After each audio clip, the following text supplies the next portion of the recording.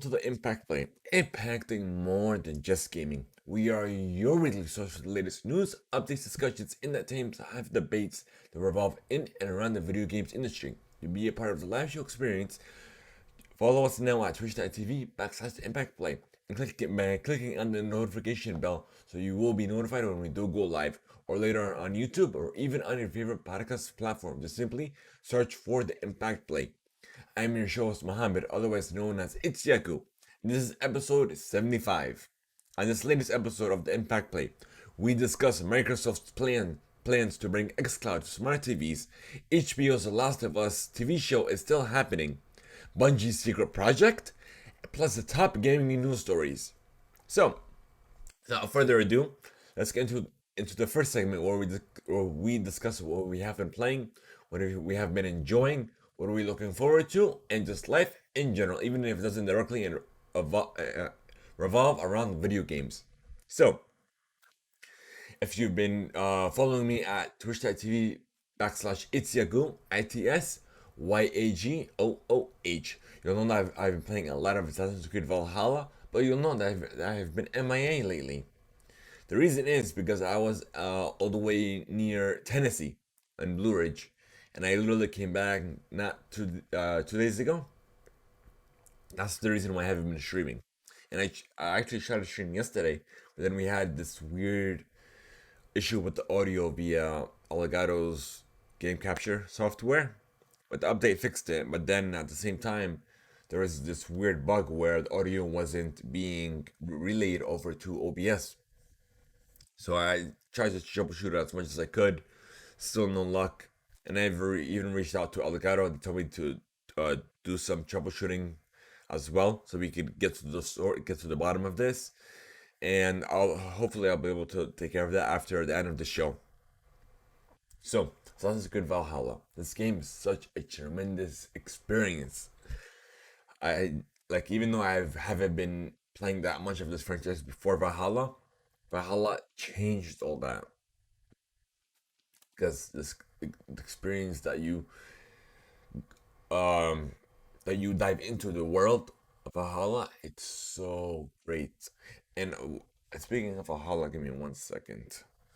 Where's Spotify? I have it here somewhere. Got it.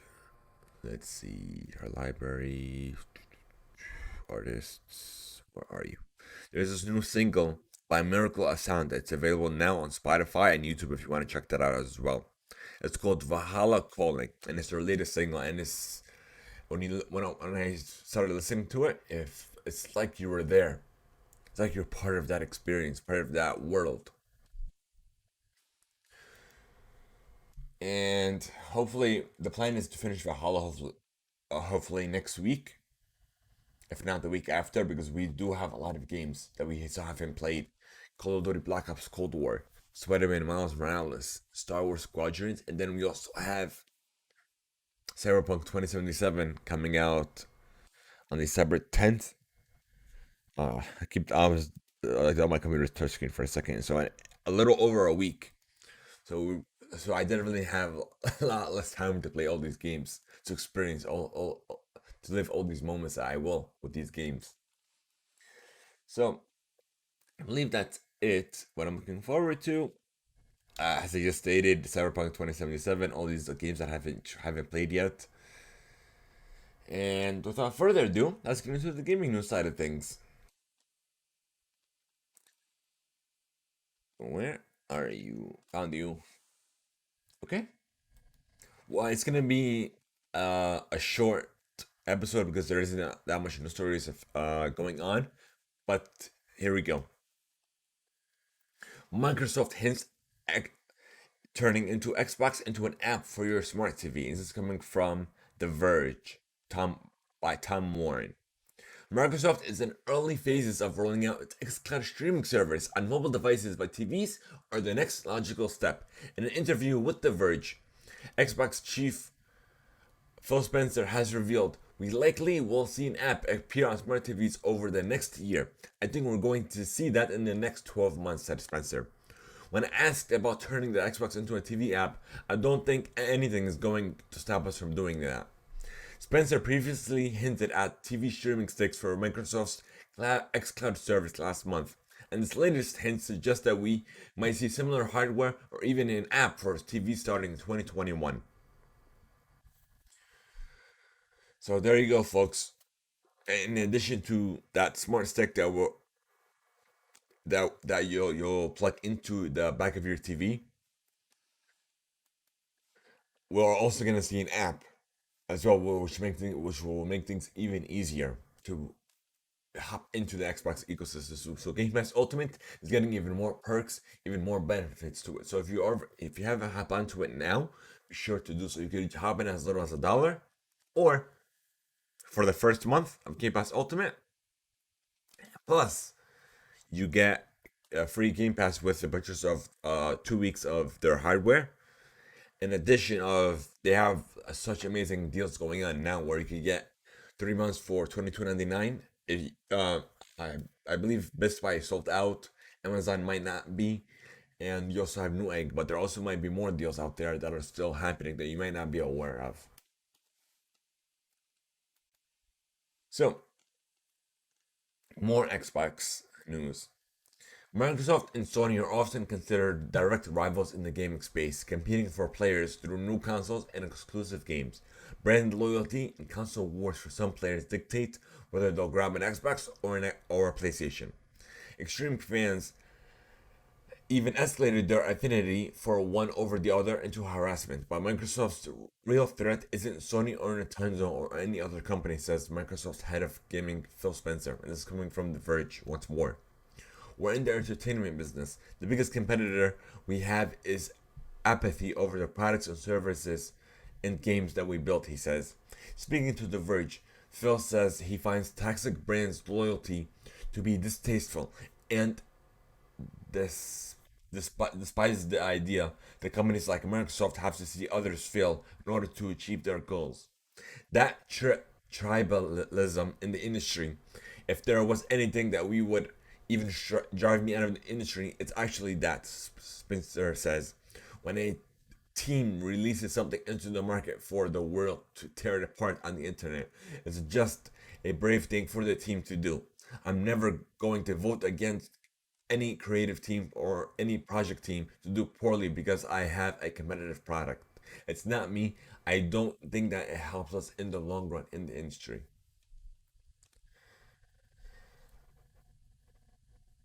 Instead, Spencer says it's more important to discuss on how the industry is doing well as a whole.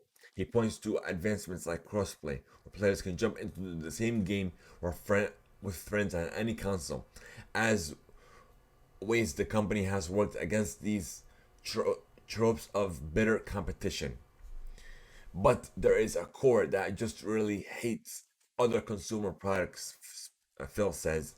Man, that's just so off-putting on me. To me, it's just one of the worst things of our industry, and that's not a surprise because these, even though Microsoft and Sony have two different business models and they're not direct competitors, because Microsoft is focusing on subscriptions while Sony is focusing on the more traditional model of releasing exclusive games, exclusive titles, and uh, instead of focusing on subscriptions. Even though they're aware of it, they're that's not just their it's not just their core model. But toxicity, hatred, these console wars are so distasteful, and these shouldn't even exist in our industry. Like regardless of if you prefer one platform or one piece of hardware over the other, just enjoy your games the way you want to enjoy them, regardless of how someone prefers Sony, someone prefers PC, Nintendo, what have you. Just enjoy your games. The way someone else enjoys their games doesn't affect your experience. Just enjoy and have fun. You don't have to do shell out hate and just pure hatred. Like it shouldn't even exist. And this doesn't exist in our community of the Impact Play. Whether our Discord server, our social media, our Facebook group, what have you. Hatred is non-existent and is not welcome. Regardless, if you're into these console wars, if you're into hate, we don't want you. End of story. So kudos on Phil. for that, for those comments. Okay, here we go. Even more Xbox and Sony news. And this is another one coming from The Verge. Verge has been doing really good lately. They've like we have a good amount of articles straight from them. Microsoft's Xbox Series S wasn't exactly a well kept secret, but the company's decision to create a second next generation Xbox to go up against the PS5 wasn't an easy one. Ultimately, Microsoft's decision to build two next generation consoles came down to the company's desire to reach a broader audience than Sony was targeting. The Xbox Series S lacks the raw horsepower found in the larger Xbox Series X or the PS5. That left many wondering why Microsoft created two very different next generation Xbox consoles while Sony is focused on a single, powerful PS5. Some Microsoft employees were even questioning the decision, and the company's Xbox chief has revealed to The Verge that the best argument against doing so was Sony. In an interview with The Verge, Microsoft's head of gaming Phil Spencer says the idea of an entry-level Xbox Series X was questioned a number of times internally, despite the reservations and Spencer having a ton of respect for what Sony does. Microsoft persisted to create the $299 Xbox Series S as a more affordable entry point than the next generation of gaming, all with the knowledge that Sony was only pursuing high-end hardware. Like I said, two very different business models. It was really this inclusion. How do we include more people in the launch euphoria and hype that, and everything that happens and make it even more accessible to even more people as possible, explains Spencer. We want to think about how we bring more people into the gaming funnel. Having more people experience this art from what we love, says Phil. The pushback against doing one console is always what we want to grow. We want to find new customers. Like I said, two very different business models, two very different experiences with gaming at its core. And I believe this is the last one that's tied to Microsoft, this last article. Head of Xbox Phil Spencer has said he believes current console pre-order models are outdated and Microsoft exploring ways to improve them. This is coming from Video Games Chronicle. Speaking in a new article, in a new interview with The Verge. Oh, it's funny how we didn't see this one. Okay. The executive reiterated recent Microsoft comments that Xbox Series X and Xbox Series S shortages are expected to continue until April of 2021 and suggested the firm could come up with a new model for pre-ordering consoles, such as putting down a deposit. Previously, Microsoft has opened the pre-order 6 to 8 weeks before a product launch and told retailers that what percentage of their hardware allocation it wants them to make available for pre-order. This leaves the remaining percentage available to purchase at launch in a bid to make the pre-order process less frustrating. Spencer said Microsoft has discussed giving customers a chance to put a deposit down and reserve a console with a guaranteed delivery date. We've had real discussions internally about what of how we should be able to reserve a slot. I'll put some money down. I know my machine's getting built January 20th. I'll get it on February 1st, he said. We have customers that would do that today. He added, we want people to feel like there's some consoles to go by, and that's just not the day where everybody gets to pick up their console. I don't know if that's the right decision in today's world. That's the very old world thinking. People are going to go line up outside a store. Kind of last decade thinking. I think we should challenge ourselves on that. Is that really what the supply chain for the customer that we're talking about? That is a reality. What it that is a reality. We talk to our retail partners about this as well. So who knows? Okay, next. Sony promises more PS5 stock for the holidays after unprecedented demand. Of course, it's to be expected. Sony, and this is coming another one from The Verge. Sony on Wednesday confirmed it should have more PlayStation 5 consoles available from retailers this holiday season, after what the company is calling its biggest launch ever. How could it be its biggest launch ever if they limited how many consoles they manufactured? Well, it is their biggest launch because they limited how many consoles were going to be manufactured. It's not surprising because with the PS5 digital edition, they were losing more money on it. That's why they limited the amount of the digital editions to be manufactured. That's why when you went in store to GameStop, Walmart, Best Buy, what have you, stores had less digital consoles than the ones with the disc drives because Sony is losing more money on those. And there were reports on how those who ordered the PS5 digital edition actually received the one with the disc drive. So what the box itself shows the digital edition. So what does that tell us? That Sony manufactured less consoles and instead giving people physical consoles because they're not losing that much compared to the digital edition. Plain and simple. Like this isn't surprising. That is their biggest launch ever yet. They limited how much, and they even said that manufacturing is a lot more expensive this year due to COVID. So as soon as it's going to come out cheaper, they'll manufacture even more and bring even more to the market. That's why they're not focusing on this now. Like we saw this coming, Sony. So next we have a monster. Iceborne is getting Monster Hunter Iceborne is getting a crossover event with the Monster Hunter movie. This is coming from IGN.com. From December 4th, you'll be able to play as Mal Mila Jovich's Lieutenant Artemis in a two-part event quest inspired by the upcoming Paul W.S. Anderson film. Earlier today, Joe Jovovich lent her voice to the in-game Artemis with the quest setting players against a black Diablos and a greater Rathalos. In turn, completing the quest will earn you layered armor, new titles, guild card background, and poses, and special gear, but you'll only be able to take on the quest if you've reached Master Rank. Before the event, players will be able to claim a free item pack as a log-on bonus to celebrate the film starting November 27th. So this was 2 days ago from this recording. So the movie comes out in less than a month on December 25th.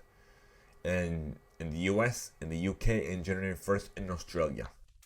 And I've only hopped onto the game, I think, once or twice, but that's it. Okay. HBO's upcoming TV adaptation of The Last of Us just took a big step forward in actuality and actually happening. The network has given the show a series order, which series creator Nell Druckmann working as both a writer and exclusive producer alongside Craig Mazin. HBO's Carol Strauss, who executive produced both Game of Thrones and Chernobyl, will also serve as executive producer on The Last of Us. This is coming from The Verge. Per the official synopsis, the TV series seems to be adapting the first game in the series. This story takes place 20 years after modern civilization has been destroyed. Joel, a hardened survivor, is hired to smuggle Ellie, a 14-year-old girl, out of oppressive quarantine zone. What starts as a small job soon becomes brutal, heartbreaking journey as they both must take traverse across the US and depend on each other for survival. So it's good that we're getting even that this is coming more into reality. And next it is another one coming from The Verge. Assassin's Creed Valhalla will be able to run at 60 frames per second on all next generation consoles, thanks to an update that Ubisoft is set to release on Thursday. What day was this article released? Yeah, so that was actually a couple days ago. So yeah, it said this Thursday. So All right, this update is live. With the new 1.0.4 satellite update, Ubisoft is adding a performance mode, which will let the game adapt resolution and graphics settings to maintain 60 frames per second while you're playing, in a quality mode, which will max out resolution and graphics settings to maintain the 30 frames per second. Digital Foundry found that Assassin's Creed Valhalla sound sometimes dips below 60 frames per second on the PlayStation 5, Xbox Series X, with the Xbox Series X doing more so often, and the game currently doesn't run higher than 30 frames per second on the Xbox Series S. So the update seems like it should it should be a welcome upgrade. The new update is also supposed to address screen tearing and the issue that there's X and S versions of the game, and I've also experienced that too on the Xbox One version. So it looks like that I'm gonna have an even more of an experience with Valhalla. Let's see. Here's another article coming from The Verge. Google has around 400 games on its way to Stadia streaming service, according to Jack Weiser, the service's director of games, Buser. Okay, I'm gonna say Buser. Gave the interview gave the figure in the interview with Mobile Syrup, which he said that the company has a roadmap of about 400 games in development from 200 developers for the service. User stopped short of giving specific information on individual games, but said that the most would be arriving 2021 and beyond. This list of Stadia games maintained by Android Police, however, includes more than 50 unreleased titles that have been announced for the service, alongside another 100 or so that are already available. The director used the number of games on Stadia's roadmap as evidence for Google's long-term commitment to the service, or to the platform, I should say. Users said that the company's planning for Stadia extends into 2023, and at this point, we are looking many years into the future. The company says gaming is one of the biggest businesses of Google, which is why you see us investing so much time and energy to support all these hundreds of developers building all these games. So all we heard was games, right? But yet, all these features that they promised from before even Cydia was released has yet to see the light. So like they're working on games, which is great, but we still need all these features that we were promised, but yet we haven't gotten at all. Like nothing's been said at all. There's the only thing that made the light, which is the games, which is great, but still we need we need features which will help elevate our experiences. And I believe there's a promotion, or promotion ended. There's a promotion going on, I believe, in the first week of November. If you're a YouTube, uh, I don't know if it was music or YouTube TV subscriber, but you were able to claim a free steady controller as well as the Chromecast. But like I just literally found stuff recently. So if you got it, kudos on you. Let me know your thoughts by sending us an email to readers readermail at impactplay.com, or even on our Discord server by typing exclamation Discord, or on social media. Tag us at impactplay. Okay, so next. Ah, the whole thing is closed. No worries, I'll grab it again. That's how I like Google Chrome. Menu, history, recently closed, 21 tabs. I can pull them all back up.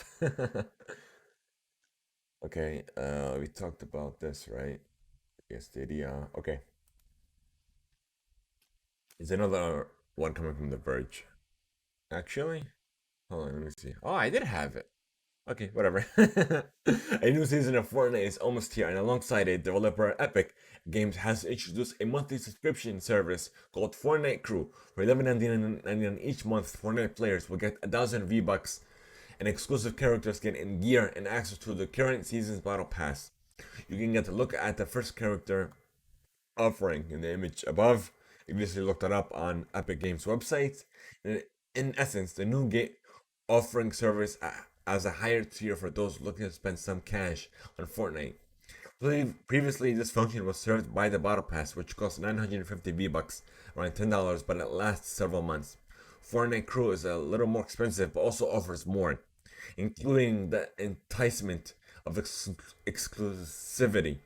Epic Games says that the cosmetics available as part of the streaming service will never be sold or given away to non-crew members. Fortnite's current season kicked off back in August, introducing exclusive Marvel characters. It looks like the new event will take place on December 1st, which the new season will begin. Okay, let me see something. And previously, I the assumption was that for $10 for at least 3 months you could get the battle pass, and this was seemed a lot more expensive. But in reality, we're getting V-Bucks, 1,000 V-Bucks each month, and plus these exclusive skins that people always want. So the V-Bucks alone makes this worth it, in addition to the battle pass. So it looks like this has definitely captured my eye. If I hop back into Fortnite, I'll definitely look into subscribing into the service. All right, next, Tiny Build has poured $3 million into Hol- Holograph, the developer behind indie developers multiplayer title Secret Neighbor. Two companies have also worked together on stealth strategy game Party Hard 2. The deal gives Tiny Build a majority stake in the Ukrainian studio. Well, I'm getting a little dehydrated. Whew, much better. Secret Neighbor is the multiplayer spin-off for the Hello Neighbor franchise, which Tiny Builder revealed has now passed 60 million downloads across PC, consoles, mobile, and even Stadia. Oh, need water now. The game has managed 3.5 million downloads alone thanks to its inclusion of Xbox Game Pass. So, as kudos on them, Hello Neighbor 2 is due for release in 2021. A Stadia exclusive follow-up, Hello Engineer, is also in development. Okay, here's another article on GamesIndustry.biz. The Mohammed bin Salam Charity Foundation is said to take a controlling stake in Japanese games firm SNK. The non-for-profit organization has invested. The not-for-profit organization has invested around 813 million reals or $223 million into SNK, which gives it a 33.3% stake in the company, valuing the company at $669 million US. Parts of the deal have emerged in the last 24 hours, but now the foundation's official site confirms the details. The investment itself has made through a Wally owned subsidiary referred to as the Electronics Games Development Company. The two companies have previously worked together on the development of games and training programs that saw young Saudis visiting Japan. The agreement stipulates that the foundation will buy a further 17.7% of SNK's shares in future, granting it 51% ownership of the company. As the name suggests, the Mohammed bin Salman Charity Foundation was established by Saudi Arabia's Crown Prince Mohammed bin Salman. Its stated goal is to invest in initiatives that will help cultivate and encourage learning and leadership in youth for a better future in Saudi Arabia, which is great.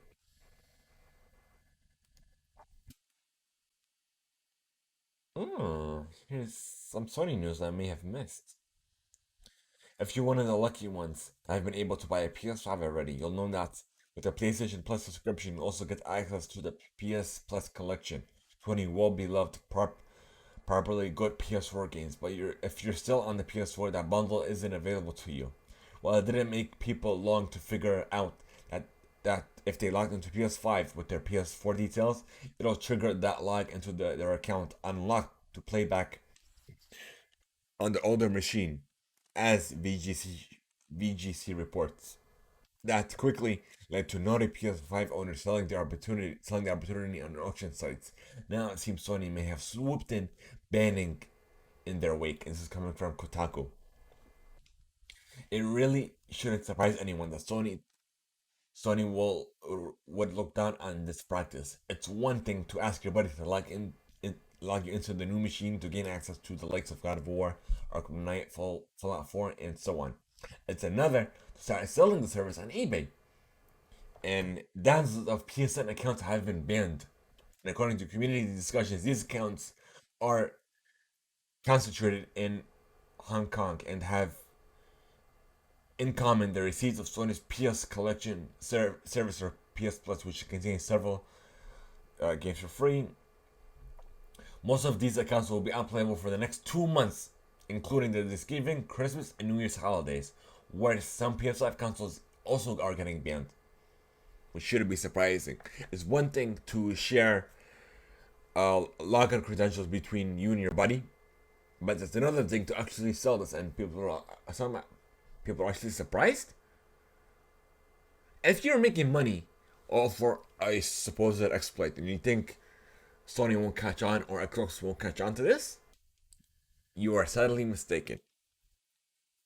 Because if you're just sharing these with your buddy that you trust and you're just sharing games, which is it's fine. And Sony and Microsoft take a blind eye to this. But if you're actually making money in in the processes, come on. Don't think you're smarter than these large corporations. If you do, I feel sorry for you. Actually, no, I don't feel sorry for you. You're actually making money, and when you get banned, I don't feel sorry for you at all. Okay, if you begin at Cyberpunk 27 on either PlayStation 4 or Xbox One, you will be able to bring your save with you to PlayStation 5 and Xbox X and S consoles, respectively. Cyberpunk 2077 developer CD Projekt Red detailed the steps needed to ensure your saves will transfer with your next generation console, and that okay, and they vary a little slightly, but okay, let's see.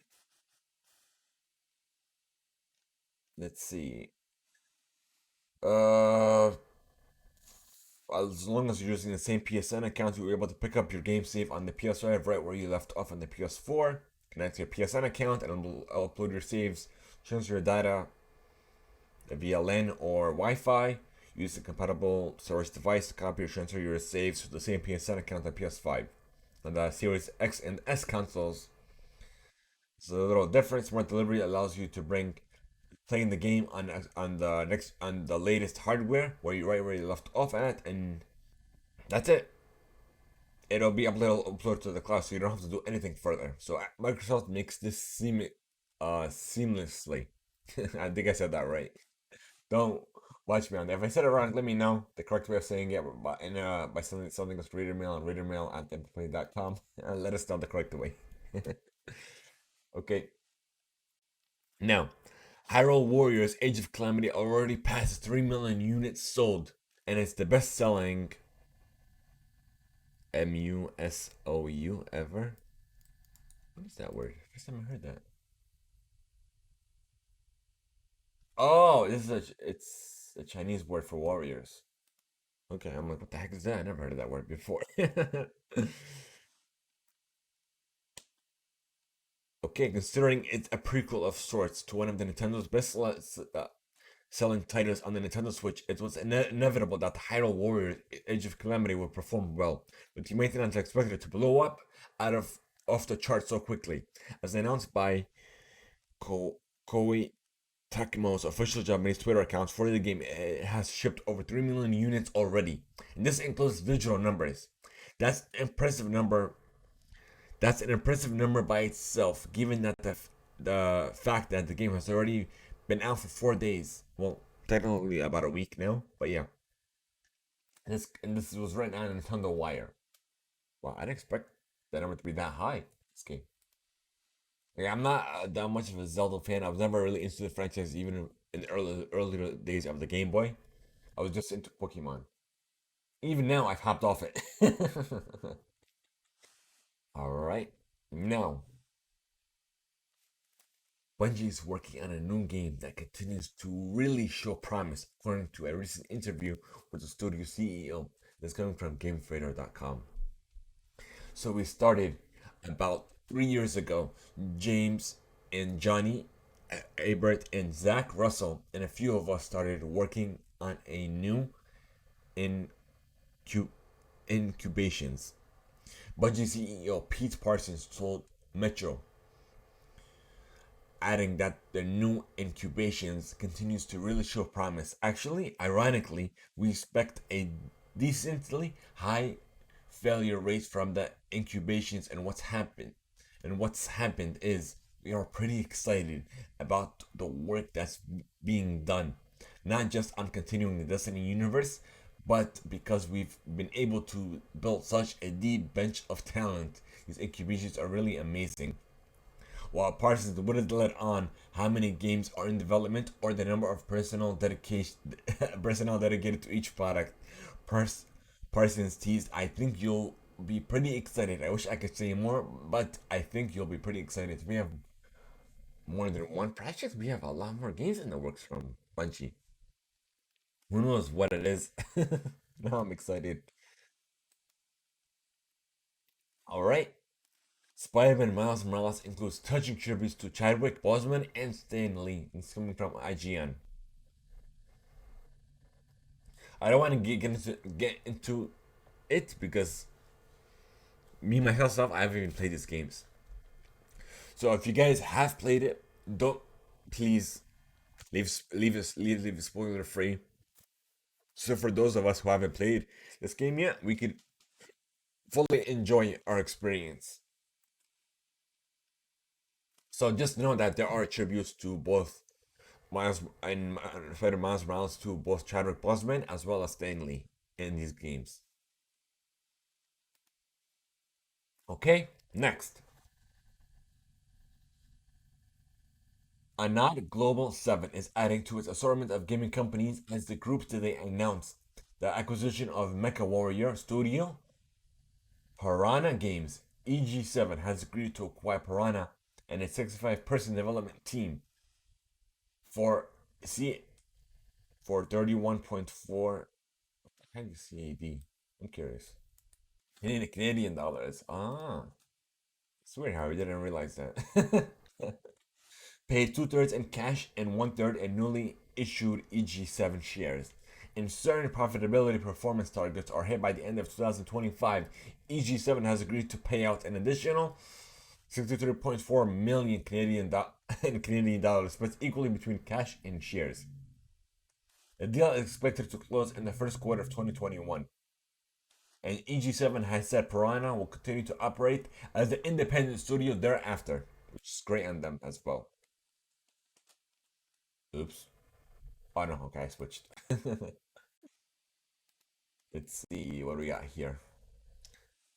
Square Enix announced its intention to make remote working permanent for some of its staff from December 1st, 2020.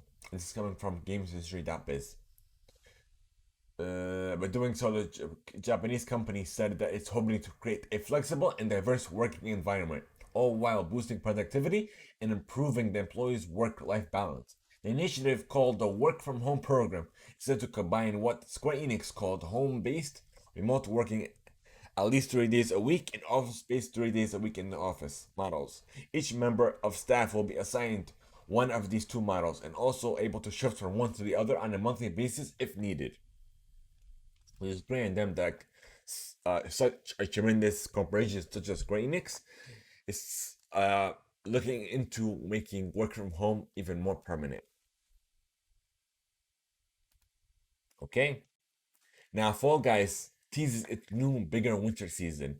This is coming from their official Twitter account. A huge shout out to everyone for working together and completing the puzzle.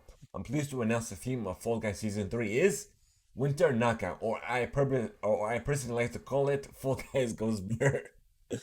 So it looks like there's even more skins and even more challenges and so on.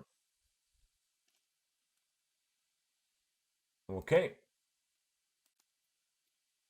Square Enix confirmed Avengers missed expectations. This is in another article coming from GamesIndustry.biz. It wasn't difficult to guess that Marvel's Avengers didn't live up to Square Enix expectations by looking at its first half financial report, but the company has confirmed it. The publisher today released an English translation of its financial reports, briefed with Square Enix president Yasuka Matsuda addressing the game's performance. The HD game sub segment posted an operations loss as an initial sales of Marvel's Avengers were lower than we had expected and unable to completely offset the amortization of the game's development cost. That's what it said. Matsuda held out hope to turn things around for the game, so Square Enix was looking to make up for slow initial sales by offering ample additional content in the second half of the company's fiscal year, which ends of March 31st of 2021. But what do you expect of a game as a service game? But you're charging people for that game. That's why. What's the other game? Overwatch. With Overwatch League, it's actually losing now because nobody's even watching these tournaments because the game isn't free to play and it's a game as a service. That doesn't make sense. If this game actually came out free to play as a game as a service in order, in-game currency, Fortnite, you have Ubisoft's latest um, free to play party battle royale. Let's see if I remember Hypersense or Hyperscape. Like, what do you expect? If it was free to play, look at the way Rocket League it blew up. It was even if it was paid as a service, but as soon as Epic Games bought into the game, they made it free to play. They made it more accessible to even more people, and yet it even made more money. So I think they should take a page out of Epic's book and make it free to play. I don't understand why they didn't. Like I was invited to the beta. I didn't purchase the game because I wasn't that much of a Marvel fan. Even if I was, I wouldn't have paid $60 for this game because it's a game as a service. So games as a service games are expected to be free to play. So hopefully they'll look into this next year and make it free to play. I hope so. Okay, we have CG Product Red shows CD. I'm sorry about that, folks. Let's start over. CD Project Red shows off Cyberpunk 2077's next generation gameplay. This is coming from Engadget. A little over 2 weeks before Cyberpunk 2077's December 10th release date, CZ Project Red has shared footage of the game running on both PlayStation and Xbox consoles to get players excited for the upcoming RPG. The separate video showcase for graphical differences between the last and current generation consoles, though keep it in mind the studio plans to release a more substantial upgrade for the PS5 and the Xbox Series X and Xbox Series S versions of the game sometime to 2021. Well, throat's getting a little dry now.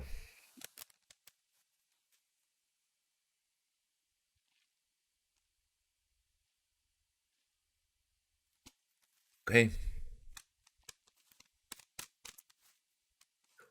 we're not gonna get into this because I don't want any spoiler related stuff or what have you because I'm excited for this game as well. And I'm working on a Cyberpunk 2077 inspired outfit as well. I'm just waiting on a few of them to arrive. I'll definitely post it on my personal social media profiles as well.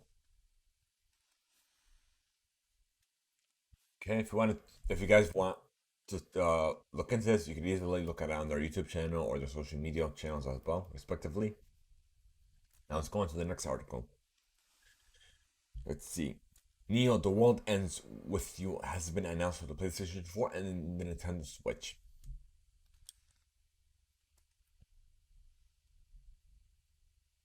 Among again spoilers, but yeah, this game isn't even out yet. Okay, now we'll go into the VR side of things, and all these articles are coming always from roadtovr.com. And like I said, they're doing just such a tremendous job with VR and AR related news articles and content. Let's see. If you're still waiting on VR support for Microsoft's Flight Simulator, you won't need to twiddle your thumbs for much longer. According to a recent developer Q&A, Microsoft's Flight Simulator for PC will launch with full Steam VR headset support sometime in December. Uh, in a recent Q&A live stream, it has been revealed that VR support I guess that's all in this article. Yeah, that's all. That is getting VR support soon. That's it. Okay, next.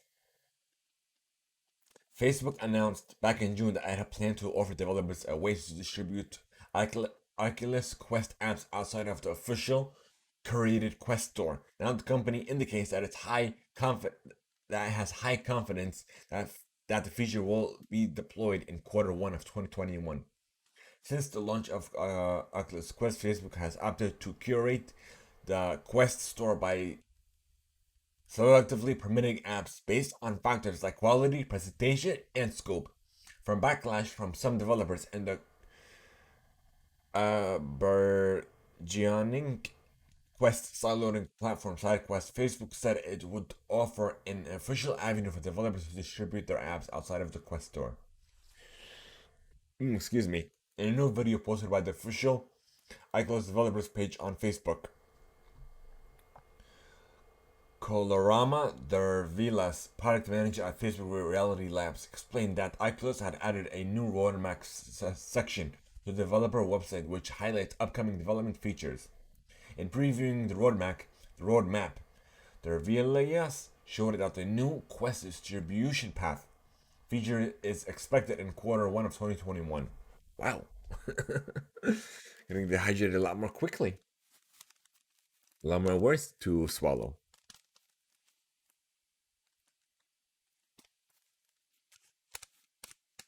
Okay. The company has previously said that the feature was expected in early 2021 and now indicates that will be available. Da, da, da, da, da. But here, there you go, folks. What's this about? Okay.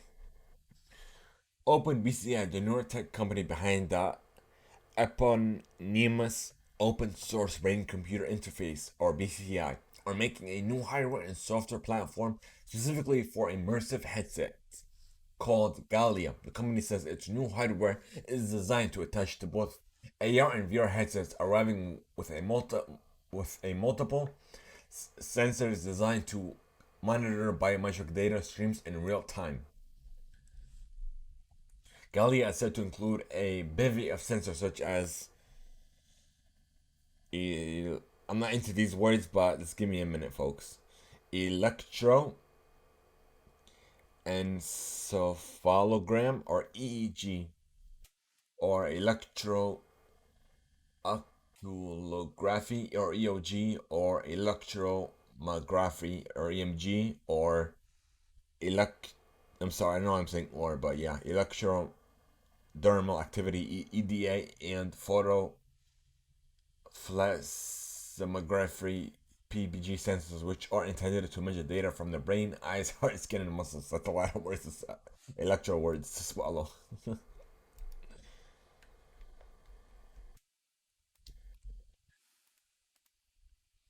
company says Gallia will allow researchers and developers to measure human emotions and facial expressions, including happiness, anxiety, depression, attention span, and interest level, and use it to create more immersive content tailored to the individual. So we're definitely blurring the lines between true VR, which I love reading these articles, reading the news stories from Road to VR. Because we're getting one step closer with each passing moment. Okay, here's the last and final article. Cybershoes, the maker of a local motion peripheral for a VR headset, launched a Kickstarter last week for a new Quest compatible version of the device. With only 12 hours of the campaign to launch, Cybershoes for Quest reaches threshold funding goal of 30,000.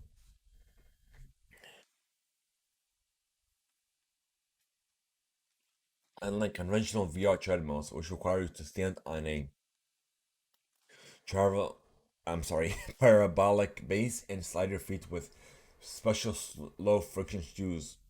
Cyber Shoes offers a seated experience that requires the user to slide a pair of shoe-mounted devices forward and backwards to simulate walking or running in game. To accomplish this, the device include integrated barrel-shaped wheels in each wheel, and an internal, and I'm sorry, and an inertial measurement unit (IMEO) to register foot orientation. It sounds weird, and it is, but it's more compact and cheaper than a VR treadmill, and it's easier to operate too. Oh, so it looks like it's not like an actual shoe. It's something that you just slide into your shoes. It's like a strap almost. I guess we'll read this little nitbits. Following its 2018 Kickstarter campaign for its first PC VR compatible device, the Vienna-based startup is again raising funds for its next generation of cyber shoes. This time focusing on a Quest. We already read this about. Yeah, we read this. Oh wait, hold on. The head-mounted Quest module includes an additional IMU, which, when fused with the shoe's data, can be processed to obtain X and Y motion for power. The device plugs in directly to either the Quest or Quest 2 via the USB-C port. Okay.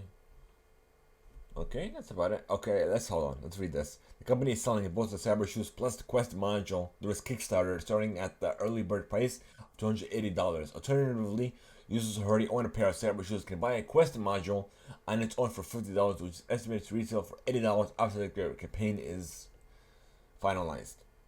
At the time of the writing of this article, the campaign has already raised nearly $50,000 within 36 days remaining until the campaign's close. If you're interested, be sure to check out the Kickstarter page. Okay, let's see if we have anything last minute. Where are you? Yeah, I'm not seeing anything. Let me check my email now. Yeah, nada. Okay, nothing here. What kind of that front? Okay.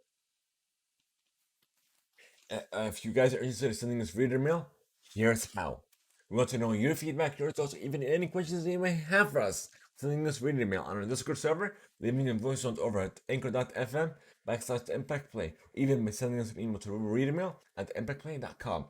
And who knows, it may even be featured on a future episode or segment of the show. Creator, that's about it. But we also want to know your experiences or any savings or any deal newsworthy deals that you may have saved on, because some stores and companies are still extending their Black Friday deals through Cyber Monday, which is still going on through tomorrow. So let us know, share us with everyone in the Discord server in our deals channel, and yeah. So thank you guys so much for making the Impact Play a part of your day. If you wish to join our community server over on Discord, simply type in exclamation Discord and chat now. If you're We are trying to reach affiliate status on Twitch and we need your help. Please share our channel with your friends, your family, or anyone you believe would benefit from the show. Leave us a review, even just a reading on your favorite platform. Have a great one, folks. Until next time.